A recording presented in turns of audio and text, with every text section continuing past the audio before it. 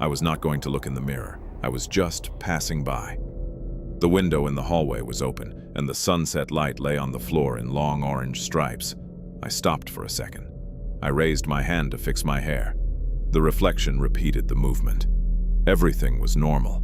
I was already turning away when I caught it from the corner of my eye. The hand in the mirror dropped later. Not much, maybe by one heartbeat. I froze. I raised my hand again, slowly. The mirror responded exactly, in sync. I exhaled. It was probably nothing. The sunset light can play tricks on your vision. I knew that. That's what I told myself. And I walked away. I thought about it that evening longer than I would like to admit. I just sat and thought. Fatigue, bad lighting. The sunset light hits at an angle. Your eyes get tired and your brain fills in what is not there. I read about this somewhere. Something about visual illusions, about how peripheral vision lies. I convinced myself pretty quickly. I went to sleep without any problems.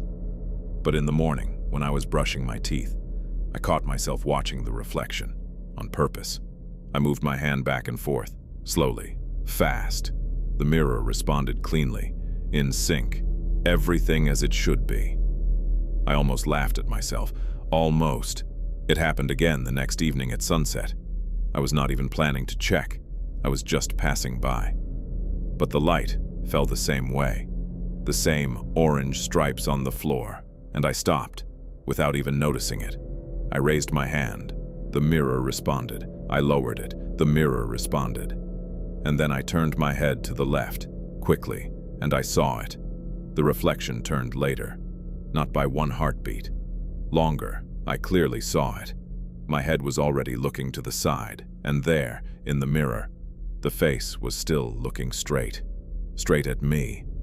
I stepped back from the mirror. I felt the wall behind me with my back. My heart was beating fast and uneven. It was not the light. It was not my vision. It happened again. I started avoiding the hallway at sunset. I just went into another room, closed the door. It helped. It helped for 2 days. On the third day, I stayed late at work and came home already at dusk. I was in a hurry. I was not thinking. I passed by the mirror in the dark, and from the corner of my eye, I saw that the reflection was walking. I stopped. The reflection took another step, and stopped. I was not breathing. I stood there and looked into the darkness of the mirror. Then I slowly raised my hand. The reflection did not move. It just stood there, watching. I waited for a long time. My arm went numb. The reflection still did not raise its own. I turned on the light. In the mirror, it was me. Normal, tired, with my hand raised. But those few seconds in the dark I will not forget. I stopped sleeping normally. I woke up at 3 in the night and lay there, staring at the ceiling. I thought about the mirror. It was hanging in the hallway, between the bedroom and the kitchen. I passed by it every time, and every time I looked the other way. One night I felt thirsty. I got up, went to the kitchen. I closed my eyes near the mirror. It felt reasonable. I took some water, went back. At the mirror, I closed my eyes again, but I stumbled. Reflexively, I opened my eyes and saw the hallway in the reflection. Long, dark, normal. Only the bedroom door in the mirror was open. I turned around. My door was closed. I remembered it clearly. I always closed the door at night, always. I looked at the mirror again. The door there was open, and in the doorway, something was standing. Dark, motionless. I turned around again. The hallway was empty. The door was closed. I did not go to the kitchen at night anymore. I took the mirror down a week later, wrapped it in an old sheet, carried it into the storage room. I breathed more easily. I slept better. About 10 days passed. I almost forgot. One evening I was shaving in the bathroom, a small mirror above the sink. I looked at my face and thought about work. Nothing special. And then I stopped. I just felt it. Something was wrong. I slowly lowered the razor. The reflection lowered its own, with a delay. I closed my eyes, opened them. The reflection was looking straight ahead. Calm. I exhaled, ran my hand across my face. The reflection repeated it, cleanly, in sync. I almost calmed down. Almost. Because a second before I moved my hand across my face, the reflection had already done it. It was no longer lagging behind. It was ahead, and it was smiling. I was not smiling.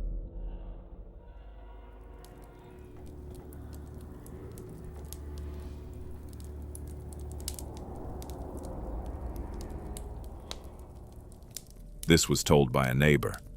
She found the mirror at a flea market, old, in a heavy wooden frame with chipped gilding. The seller said it was from before the war, from an old house. She did not ask which one, she just paid and took it. At home, she placed it in the bedroom by the wall. She looked at it for a long time. The mirror was beautiful, slightly cloudy at the edges, but in the center it gave a clear reflection. She fixed her hair. The reflection fixed its hair. Everything was normal. She liked old things. They had a sense of history, someone else's life. She lit a candle on the dresser.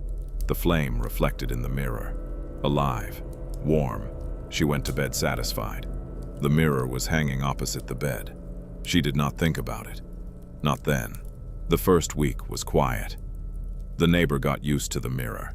She stopped noticing it. Just a normal object in the room.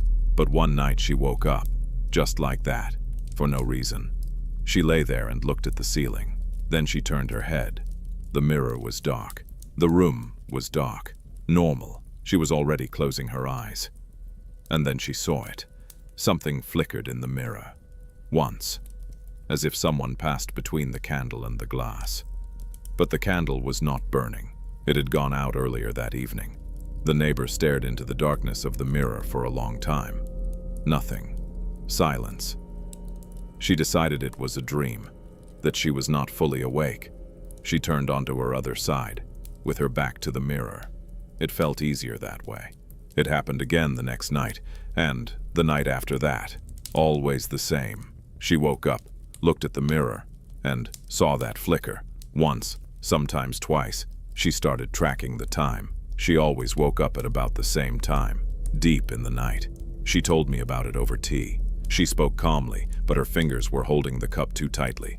One day she decided to check. She lay down, waited, did not sleep, just lay there and watched the mirror in the dark.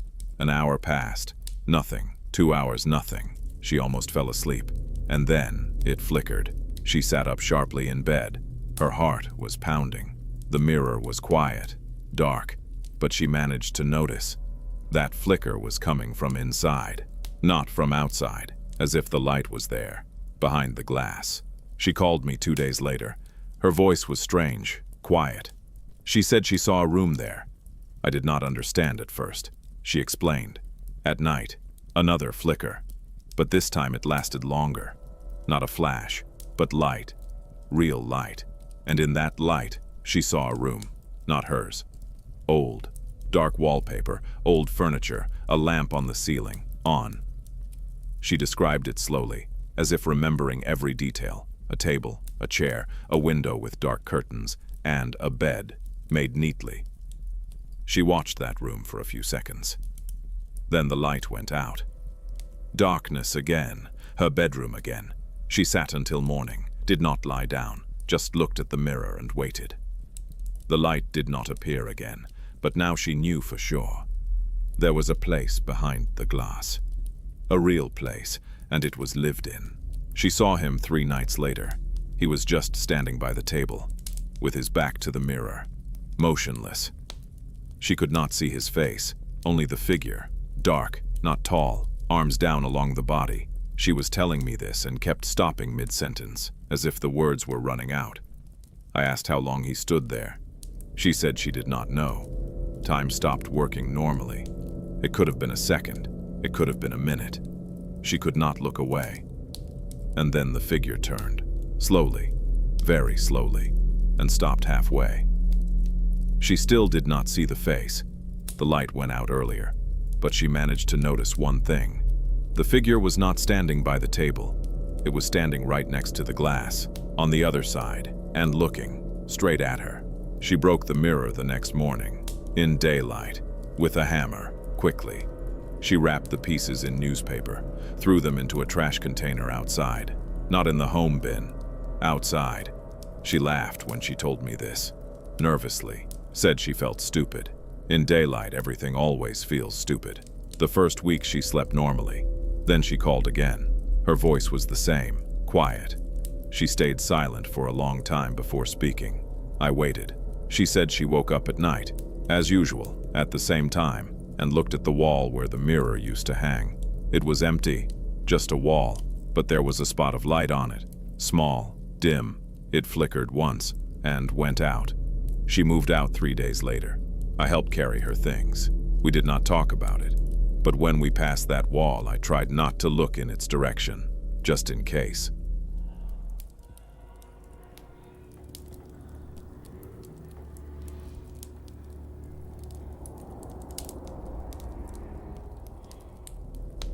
My father told me this once. Only once. I was already an adult. We were sitting late in the kitchen. He was silent for a long time before he started. Then he said, when he was 10 years old, they lived in an old house on the edge of the city. A big house, wooden, with an attic. The attic was closed, always. His mother said not to go there. His father said not to go there. Of course, he went. One summer day, during the day, when his parents were not home, he found the key in the kitchen. Tall, old, metal. He went up the stairs, opened the door. The attic was dark, dusty. It smelled of wood and something old. He stood at the doorway, his eyes adjusting to the darkness. And then, he saw it. In the far corner, a large mirror, standing upright, covered in dust, looking at him. He went in. Of course he went in. He was 10 years old, scared and curious at the same time. He walked toward the mirror slowly. The boards creaked under his feet. The light came only from a small window under the roof. Dim, dusty, he came close, ran his finger along the frame. The wood was dark, carved, heavy. Then he looked into the glass. There he was, dirty, messy, with a spot of dust on his cheek. He raised his hand. The reflection raised its hand. He made a face. The reflection made a face. He laughed. It was not so scary anymore. He stood there a little longer, looked around. Old boxes, a broken chair, bundles of some papers, nothing interesting. He was about to leave. He already turned toward the door. And then, from the corner of his eye, he caught something. He turned back, looked at the mirror. The reflection was still looking forward, at the place where he had just been standing. It had not turned with him. He froze. His heart dropped somewhere down. The reflection slowly, very slowly, turned after him, stood as it should, looking straight, his face, his eyes, all his. He stood like that for a long time. Then he turned again, quickly, toward the door, and turned back to the mirror again. The reflection was lagging. He saw it clearly. His body was already half turned toward the exit, and there, in the glass, he was still looking straight, with a delay. He started moving faster, a step to the left. The mirror repeated it. Later, a step to the right. Later, he waved his hand. The mirror responded. Later, the delay was the same. Even, as if someone was rewinding a tape a few seconds back. My father said that at that moment he stopped thinking of the mirror as a mirror. Something inside clicked, and it became very quiet. He should have left. He knew that, but he did not leave. He stood there and watched, because the delay began to change. At first it was steady, predictable, a few seconds, always the same. But then it started to stretch. He raised his hand, waited. 5 seconds, 10. The reflection raised its hand only after a long time. He lowered it, waited again. The reflection was in no hurry. It lived in its own rhythm, as if time behind the glass moved differently, slower. He tried something, turned completely away, with his back to the mirror, counted in his head, slowly, to 20, then suddenly turned back. At that moment the reflection was only just turning, slowly, smoothly, as if it did not know he was already looking. He saw his face in profile, then at an angle, then the reflection faced forward, and only then noticed him. My father said that was exactly how it felt, that it noticed him, and was surprised. He stood there and looked at his reflection. The reflection looked at him. They were looking at each other, identical, motionless. Then my father did something he had not planned. He just stood there, did not move at all, his arms at his sides, breathing quietly, waiting. He wanted to see what would happen. A minute passed. The reflection did not move either. It stood there, watching. Everything was normal. He exhaled, and at that moment the reflection raised its hand. Slowly. He did not raise his hand. He stood still. He knew that for sure. But there, in the glass, the hand was rising. Slowly, smoothly, up to shoulder level. It stopped. He was not breathing. Then the reflection tilted its head, slightly to the side, as if it was looking at him, studying him. He took a step back. The reflection did not repeat it. It just stood there, hand raised, head tilted, and watching. My father said that in that moment he understood one thing. It was no longer his reflection. It was something else. That was just wearing his face. He ran, flew down the stairs, ran outside, sat on the porch and looked at the grass for a long time.